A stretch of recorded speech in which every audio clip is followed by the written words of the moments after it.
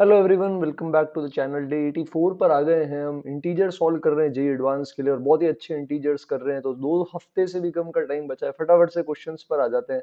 और पहला शानदार क्वेश्चन अपने पास कैलकुलस से यहाँ पर ले रखा है, जो एक प्रॉपर्टी को यूज कर रहा है जो ऑलरेडी एडवांस में आ चुकी है और आइडेंटिफाई करना थोड़ा सा मुश्किल है। तो यहाँ पर देखो, ऐसा अजीब सा इंटीग्रल दे रखा है, पर अपन को इससे घबराना नहीं है। सबसे पहली चीज जो अपन को करनी है वो ये करनी है कि इस F of x cube plus one इसको टी ले लेंगे।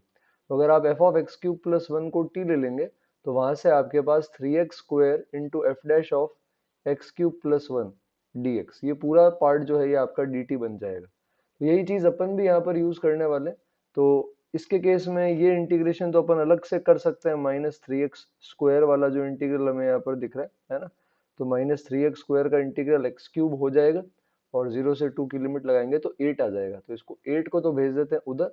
और यहाँ पर अगर अपन इसको लेंगे टी के बराबर तो 0 रखेंगे तो ये आएगा एफ ऑफ वन, जो कि यहाँ से हम देख सकते हैं किसके बराबर आ रहा है, 2 के बराबर आ रहा है। फिर अगर यहाँ 2 रखेंगे तो एफ ऑफ नाइन आएगा। एफ ऑफ नाइन यहाँ से आप देख सकते हो 10 के बराबर आ रहा है। तो बन जाएगा 2 से 10 जी टी डी टी। हाँ, हमारे पास एक्स स्क्वायर है, 3x स्क्वायर नहीं है तो 3 नीचे चला जाएगा। तो G T D T by 3, ऐसा हमारे पास कुछ रिजल्ट आ जाएगा। तो ये तो हमारे पास हो गया जीटी का। अच्छा, ये जी इनवर्स का है। तो हमने एक फॉर्मूला पढ़ा था कि अगर फर्स्ट क्वाड्रेंट के अंदर ही है फंक्शन मोनोटोनिक इस तरह से, तो अपन यहाँ पर देख सकते हैं कि एफ एक्स का जो इंटीग्रल होता है ए से B, plus f inverse x का जो इंटीग्रल होता है हमारे पास एफ ए से लेकर के एफ बी, तो वो जो सम होता है वो B f B minus A f A के बराबर होता है। तो यही वाला आइडिया जो है वो अपन यहाँ पर भी यूज करने की कोशिश करने वाले हैं, है ना। अब इसको निकाल सकते हैं अपन। तो निकालेंगे अपन इसके केस के अंदर कैसे। तो जीटी का जो इंटीग्रल होगा 2 से लेकर के 10, और जो इसकी वैल्यू अब 3 यहाँ भेजें तो 24 आ रही है, प्लस जी इनवर्स टी या जी इनवर्स एक्स कुछ भी लिख लो, 4 से लेकर के 20, ऐसा ही हमें निकालना है। तो ये 24 है और ये वाली वैल्यू हमें फाइंड आउट करनी है। ठीक है, तो ये किसके बराबर होगा, ये होगा बी इंटू एफ, ये वाला ऊपर 10 इंटू 20, 200। और प्रॉपर्टी डिस्कस करिए चैनल पे इससे पहले कई बार। और माइनस में 2 इंटू 4 8, 2022 एडवांस में भी आया था ऐसा सवाल, विकास गुप्ता में भी है। और इस 24 को भी उधर भेज देंगे सब्ट्रैक्शन में, तो 192 माइनस 24, 168 फाइनल आंसर आ जाएगा। तो बड़ी सिंपल चीज बन जाती है प्रॉपर्टी से, ध्यान रखनी है हमें। नेक्स्ट पर आते हैं। तो इसकी ट्रेस निकालनी है। अब यहाँ ट्रेस के अंदर अगर अपन देखेंगे तो b1 बी की पावर 1 3 5 19 ऐसे 10 टर्म्स हैं। इंटरेस्टिंग बात इसके लिए ये है कि अगर आप बी स्क्वायर निकालोगे तो वापस आई आ जाएगा ऐसा। फिर से बी क्यूब निकालोगे तो फिर से बी आ जाएगा। फिर बी की पावर 4 निकालोगे तो आप ये पहला स्टेप करके देखो, फिर तो बस दोनों तरफ बी से मल्टीप्लाई करते जा रहे हैं। तो सारे इवन पावर्स पे बी की पावर कुछ भी लोगे आई आ जाएगा, ऑड पे भी आएगा। तो ये सारे बेटा A B A B A B A B ऐसे ही है ना। तो ये 10 times trace of A B हो जाएगा। और ये 210 है तो basically trace of A B 21 आ जाएगा। तो ट्रेस ऑफ ए बी जो आ रहा है आपका ये हो गया 21। और ए इंटू बी आई थिंक अब आप आराम से निकाल सकते हैं, ए इंटू बी। तो ए इंटू बी निकालोगे तो डायगोनल पे यहाँ पर आएगा आपके पास पी, फिर क्यू, फिर आर। तो P plus Q plus R जब ए इंटू बी मल्टीप्लाई करोगे आप तो ये 21 के बराबर आ जाएगा। तो ये मल्टीप्लाई आपको खुद को करके देखना है। अब यहाँ पर पी क्यू आर जो आ रहे हैं ये नेचुरल नंबर्स हैं, तो ये तीनों ग्रेटर देन इक्वल टू 1 है। बेगर्स मेथड लगा देंगे, पहले एक एक चीज बांट दो तो 18 बचेगी। 18 चीजें 3 बेगर में बांट सकते हैं, 18 प्लस 3 माइनस 1 3 सी 3 माइनस 1 से। तो 20 C2 यानी 190 अपना फाइनल आंसर आ जाएगा। नेक्स्ट सवाल पर आते हैं। मोनिक क्यूबिक पॉलिनोमियल मतलब ऐसा क्यूबिक पॉलिनोमियल जिसकी लीडिंग कोफिशिएंट 1 है। अलग से निकालना थोड़ा सा लेंदी पड़ता है, तो यहाँ से ट्रिक यूज करते हैं। ट्रिक ये है कि अगर अपन यहाँ एफ ऑफ एक्स बनाना चाहें तो 1 2 3 तीनों सेम टाइप के रिलेशन को सेटिस्फाई कर रहे हैं ऐसा। इनकी वैल्यू इसके अलावा और कुछ नहीं आएगी। तो प्लस में अगर कुछ आता भी है तो इनका जो पार्ट होगा वो जीरो होना चाहिए। पर प्रॉब्लम ये इससे डिग्री 4 हो जाती है। तो अपन क्या करते हैं यहाँ पर इसके केस में, इधर के ले लेते हैं, यहाँ पे ले लेते हैं x-1 x-2 x-3। वो इसलिए क्योंकि 1 2 3 पे अगर मैं कुछ भी रखूं तो ये दूसरा वाला जो पार्ट है ये जीरो हो जाना चाहिए, बस यही बचना चाहिए। और साथ में अपन यहाँ पर एक और फैक्टर ले लेते हैं इसके केस के अंदर, अगर अपन यहाँ देखें, ताकि x की पावर 4 वाला पार्ट जो होगा वो बेसिकली यहाँ पर क्या हो जाएगा, इधर अगर अपन यहाँ देखेंगे तो कैंसिल हो जाएगा। तो उसको कैंसिल करने के लिए अपन यहाँ पर ऐसा कर रहे हैं।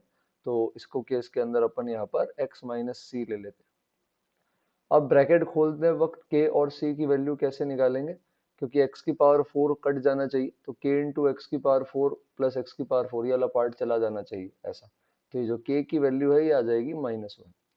फिर जो आपका एक्स क्यूब वाला पार्ट आप यहाँ से इकट्ठा करोगे इसके केस के अंदर, जो भी एक्स क्यूब का पार्ट होगा, एक्स क्यूब का कोफिशिएंट आपके पास आना चाहिए 1 के बराबर, ये बहुत जरूरी है। तो वहां से आपके पास c की वैल्यू आ जाएगी। उसके बाद फिर आप एफ ऑफ 4 की यहाँ पर वैल्यू कैलकुलेट कर सकते हो, ठीक है। F of 4 I think finally last में 198 आएगा, और फिर आप फैक्टर्स निकाल सकते हैं। तो ये ट्रिक इंपॉर्टेंट है पॉलिनोमियल्स बनाने के लिए। नेक्स्ट केस के अंदर बोल रखा है एक सर्कल है जो पेयर ऑफ लाइंस को ऑर्थोगोनली कट करता है। सर्कल्स को ऑर्थोगोनली जो लाइन कट करती है उसी को नॉर्मल बोलते हैं। तो दो नॉर्मल दे रखे हैं आपको, यहाँ पर आप अगर फैक्टर करोगे तो x minus four into Y minus three, ये फैक्टर्स बन जाएंगे बेटा। तो 4,3 आएगा, तो सेंटर 4,3 मतलब जो a और b होंगे आपके, वो 8x और 6y प्लस c हो जाएगा ऐसा। इसका रेडियस कैपिटल R मान लेते हैं, मान लो है ना, फर्स्ट क्वाड्रेंट में है। तो ये जो 4,3 सेंटर वाला हमारे पास यहाँ पर आ रहा है इसके केस के अंदर, ये एक दूसरे सर्कल 3,0 वाले को टच कर रहा है, जिसका रेडियस एक नेचुरल नंबर है। तो C1 C2 जो होगा वो या तो R1 माइनस R2 होगा या R1 प्लस R2 होगा। तो C1 C2 जो आ रहा है ये अपने पास 4 आ रहा है। अब ये अपने पास अगर अपन देखें कि भाई कैपिटल आर क्या होगा या स्मॉल आर, डायग्राम भी बना के देख सकते हैं। डायग्राम कुछ ऐसा बनेगा, ये जो 3,0 वाला है ये तो यहीं पर ही रहेगा, इसका रेडियस स्मॉल आर कोई नेचुरल नंबर है, और दूसरा इसके जस्ट ऊपर बन रहा है ऐसे 3,4 रेडियस का ऐसा, और इसका रेडियस कैपिटल आर है ये वाला, ऐसा कुछ रेडियस हो गया। स्मॉल आर कम से कम 1 तो होना ही चाहिए, तो स्मॉल आर 1 के लिए कैपिटल आर 3 चाहिए। तो अगर अपन शुरुआत करें कैपिटल आर की 3 से, ये वाला मैं कैपिटल आर बोल रहा हूँ और ये वाला स्मॉल आर, तो स्मॉल आर की जो वैल्यू आएगी वो आपके पास 1 आ जाएगी। या फिर अगर इंटरनली टच करे या एक्सटर्नली टच करे, वैसी सारी चीजें अपन लगाना की कोशिश करें, तो R2 माइनस R1 भी हो सकता है ना, तो 3+1 भी हो सकता है। या फिर अगर स्मॉल आर 7 ले लूँ मैं, तो ये थोड़ा सा ऐसे बड़ा सर्कल बन जाएगा, ताकि ये इसको इस तरह से कंटेन कर सके। 7 - 3 भी 4, तो कैपिटल आर 3 के लिए 1,7 आ जाएगा। इसी तरह कैपिटल आर 2 लूंगा मैं, तो एक तो अपने पास यहाँ पर 2 आ सकता है, एक 6 आ सकता है। कैपिटल आर 1 लेंगे तो एक 3 आ सकता है, एक 5 आ सकता है। कैपिटल आर पे कोई रेस्ट्रिक्शन नहीं है, तो पॉइंट सर्कल भी बन सकता है 0। स्मॉल आर पे तो है, उसमें बस ये 4 ही आएगा। अब सम ऑफ ऑल पॉसिबल रेडियस में 1 से 7 तक का सम निकालेंगे, वो 28 के बराबर आ जाएगा। तो ये बहुत बहुत सुंदर क्वेश्चन था। ऐसे क्वेश्चन आ सकते हैं लॉजिकल सवाल एडवांस के अंदर। ये स्प्लिटिंग द लिमिट्स का सवाल है। फ्रैक्शनल पार्ट 3x का टाइम पीरियड बेटा 1/3 होता है, और फ्रैक्शनल पार्ट x का 1 होता है। तो 1/3 और 1 का एलसीएम 1 आता है। 1 इसका टाइम पीरियड है, तो -n से n की लेंथ 2n है, तो इसको लिख सकते हैं 2n टाइम्स 0 से लेकर 1, 3 टाइम्स फ्रैक्शनल पार्ट x। अच्छा, फ्रैक्शनल पार्ट x 0 से 1 के अंदर x ही हो जाएगा, लेकिन नीचे वाला जो है ये अभी भी टूटेगा। इसका टाइम पीरियड जो था अपने पास वो किसके बराबर था, यहाँ पर अगर अपन देखें इसके केस के अंदर, तो इसका जो टाइम पीरियड अपने पास अभी एक बार ऊपर वाला तो हट गया, अब इसका टाइम पीरियड किसके बराबर था, 1/3 के बराबर था। तो ये 0 से 1/3, 1/3 से 2/3 है ना, और 2/3 से 1, इसमें अलग अलग डेफिनेशन लेगा। तो अगर यहाँ पर अपन देखें तो 0 से 1/3 में तो नीचे वाला भी 3x ही खुलेगा, और डिवाइड करने पर इसकी वैल्यू आ जाएगी 1। 1 का इंटीग्रेशन आपको आता है। 1/3 से 2/3 में 3x 1 से 2 के बीच में होता है, जहाँ फ्रैक्शनल पार्ट x में इनपुट -1 करते हैं, तो ये इस तरह से खुलेगा। अब ये आसानी से कर सकते हैं, 3x+1/3x का इंटीग्रेशन अलग अलग करके इंटीग्रेट कर लेंगे। लीनियर बाय लीनियर अपन को आता है ना, फिर 2/3 से 1 में नीचे 3x - 2+1 आएगा। डिनोमिनेटर को आप चाहो तो t लेकर भी सॉल्व कर सकते हैं, और ऊपर 3x+1। तो इंडिविजुअली तीनों को आपको ऐड करना है, और फिर आपको इसको इक्वेट कर देना। फाइनली जब आप जाएंगे तो आप देखेंगे कि आपके पास 2n 1 प्लस ln 2 ऐसा कुछ एक्सप्रेशन आएगा। तो आप इसको ln ऑफ 1 को ln ऑफ e लिख के 2 को ऊपर भेज सकते हैं, तो आप देखेंगे लास्ट में n की वैल्यू 6 आ जाएगी। तो सिंपल क्वेश्चन है, इतनी स्प्लिटिंग द लिमिट हमें आनी चाहिए।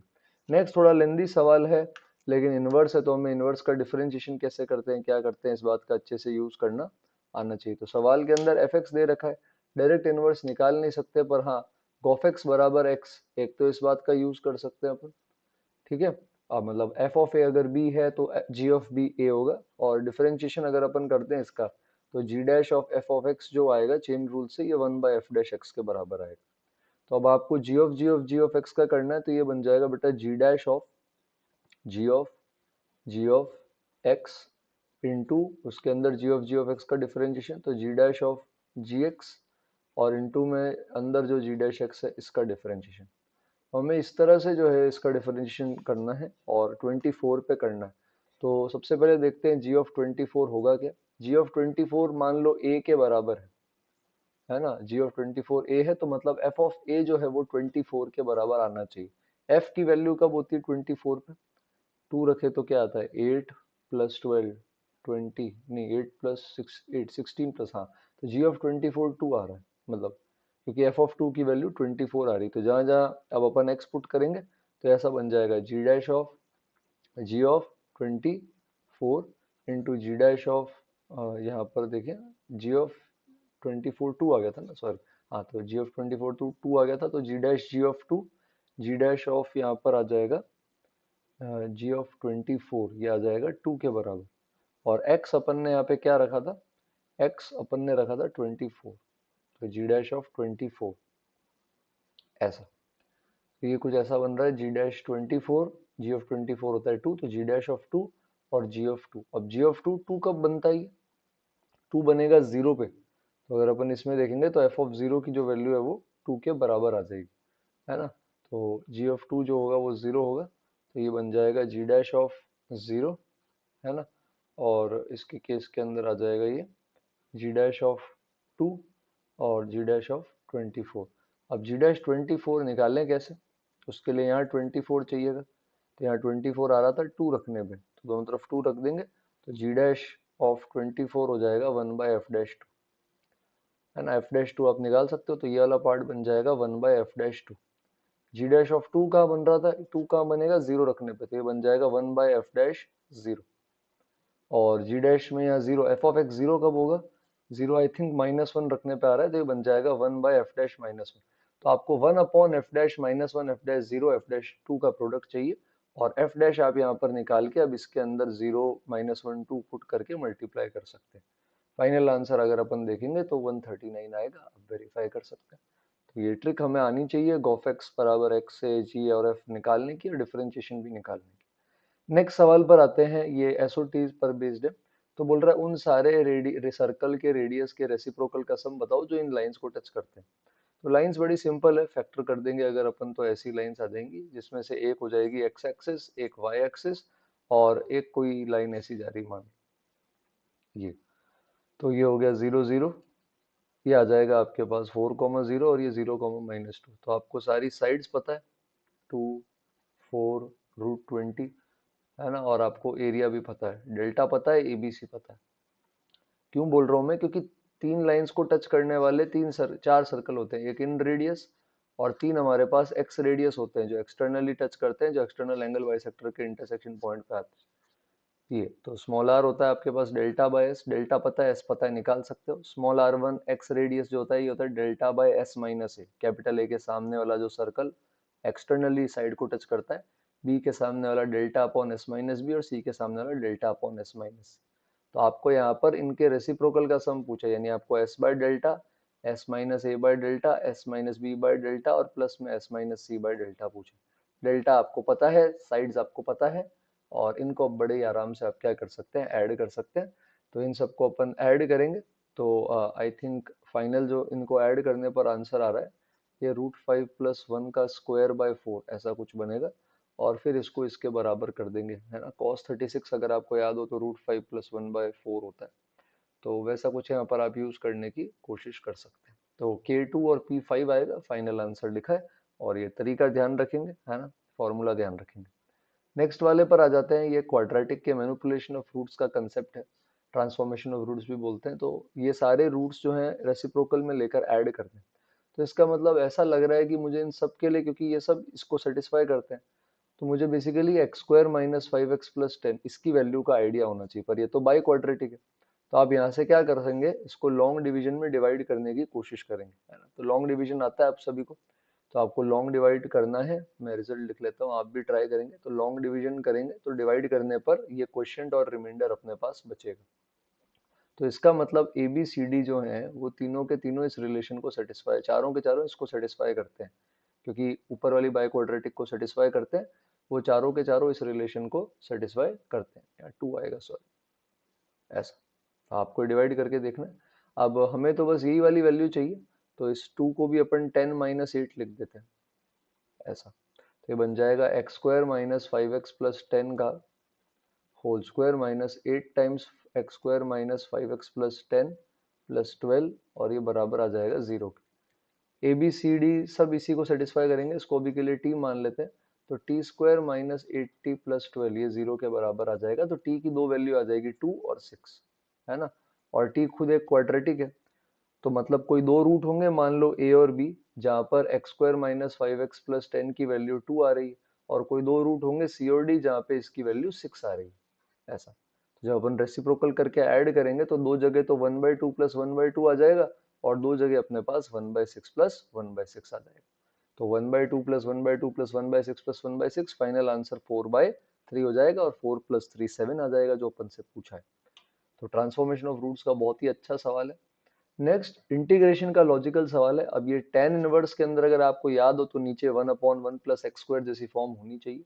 तो उसी से हिंट लेकर एक तो मैं साइन स्क्वायर एक्स से सबसे पहले डिवाइड कर रहा हूँ, और कॉस कॉस एक साथ कर रहा हूँ। तो e की power x minus 1 sine x, है ना। और cos x के लिए अगर अपन देखेंगे तो माइनस में e की power x minus 1 minus x cos x. नीचे से आप साइन स्क्वायर एक्स क्या ले लेंगे बेटा, कॉमन ले लेंगे। तो साइन स्क्वायर एक्स कॉमन लेने के बाद आपके पास यहाँ पे बचेगा 1 प्लस ई की power x minus 1 minus x by sine x. अब मेरे को लगता है आप यहाँ से देख के समझ ही गए हैं कि हो क्या रहा है। तो आप अगर यहाँ पे e की power x minus 1 minus x by sine x, अगर आप इसको t मानते हैं बेटा, तो ये नीचे 1 प्लस टी स्क्वायर हो जाएगा, और ये क्वेश्चन रूल से इसका लगाया हुआ डिफरेंशिएशन है dt, तो dt by 1 plus T square. तो tan इनवर्स के अंदर जो आपके पास आएगा, tan इनवर्स के अंदर यही सेम क्वांटिटी आ जाएगी। इसकी वैल्यू 0 पे निकालेंगे, अगर लिमिट एक्सटेंडिंग टू 0 तो 0 आएगी। पर एक अगर x डिवाइड करके निकालेंगे यहाँ पे e की power x minus 1 minus x upon x sine x, तो वैल्यू आ जाएगी। सीरीज एक्सपेंशन से निकाल सकते हैं, तो आई थिंक आंसर मेरे हिसाब से हाफ आएगा, और 1 प्लस 2 की फाइनल वैल्यू 3 हो जाएगी। तो ये ऑब्जर्व करना था आपको। ये फॉर्म 920 सिंपल प्रॉपर्टी पर बेस्ड है। ये आप में से आई थिंक कई जने पहचान गए हैं। ये बॉक्स v1 v2 v3 का होल स्क्वायर प्रॉपर्टी होती है, और रूट ले लिया, मतलब बॉक्स v1 v2 v3 निकालना है। एब्सोल्यूट वैल्यू की रूट लेते हैं तो मॉड आता है। बॉक्स v1 v2 v3 मतलब साइन थीटा माइनस 2 ए 2 कॉस थीटा माइनस 1 और 1 0 1, लेकिन उसके लिए हमें साइन थीटा कॉस थीटा ए चाहिए। तो v1 डॉट v2 0 है, और a अपनी मैक्सिमम वैल्यू ले रहा है, वहां से a और थीटा निकालते हैं। तो v1 डॉट v2 अगर आप करेंगे तो आपके पास ये वाला पार्ट 0 आ जाएगा, तो मतलब a की value 2 sine theta minus cos theta हो जाएगी। अब इसके केस के अंदर अगर अपन √2 से मल्टीप्लाई डिवाइड कर दें तो ये 2 √2, और इसके केस के अंदर ये बन जाएगा साइन थीटा माइनस π/4। अब ये मैक्सिमम वैल्यू तो a की आ जाएगी 2 √2 के बराबर, और थीटा माइनस π/4 को 90 डिग्री होना पड़ेगा, तो 0 से पाई में एक रूट आ जाएगा 3π/4। तो a की जगह रख देंगे 2 √2, और जो थीटा है यहाँ पे रख देंगे 3π/4। अब डिटर्मिनेंट आप यहाँ पे निकाल सकते हो, और सिंप्लीफाई करके सिंपलेस्ट फॉर्म के अंदर अपन वैल्यू कैलकुलेट कर सकते हैं। फाइनल आंसर मैं यहाँ पे लिख देता हूँ, आप ट्राई करके देखना आपका क्या आता है। तो आई होप आज का ये मिक्स्ड क्वेश्चंस का बहुत ही प्यारे, बहुत ही लॉजिकल, टफ और अच्छे सवाल, मोस्ट इम्पोर्टेंटली अच्छे सवाल जो आने योग्य हैं एडवांस में, उनका आपको फायदा मिला होगा। और आने वाला एडवांस तो पेपर्स के, मॉक पेपर्स की तैयारी करते रहें, है ना, अपने कंसेप्ट स्ट्रॉन्ग करते रहें, रिवीजन करते रहें। 2-3 दिन बाद से अब कुछ बहुत नया टॉपिक मत उठाना जो देखा ही नहीं है अभी तक, है ना। तो रिवाइज करते रहें चीज़ें, क्वेश्चंस हाथ से निकालते रहें।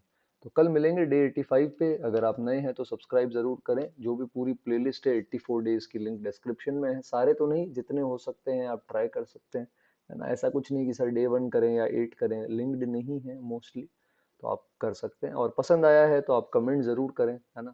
आपके फ्रेंड्स के साथ भी शेयर कर सकते हैं। 2 हफ्ते जो बचे उनका रिवीजन अपन सभी साथ में करेंगे। तो लाइक करें, कमेंट करें, सब्सक्राइब करें। कल मिलते हैं डे 85 पे। तब तक के लिए thank you everyone for watching.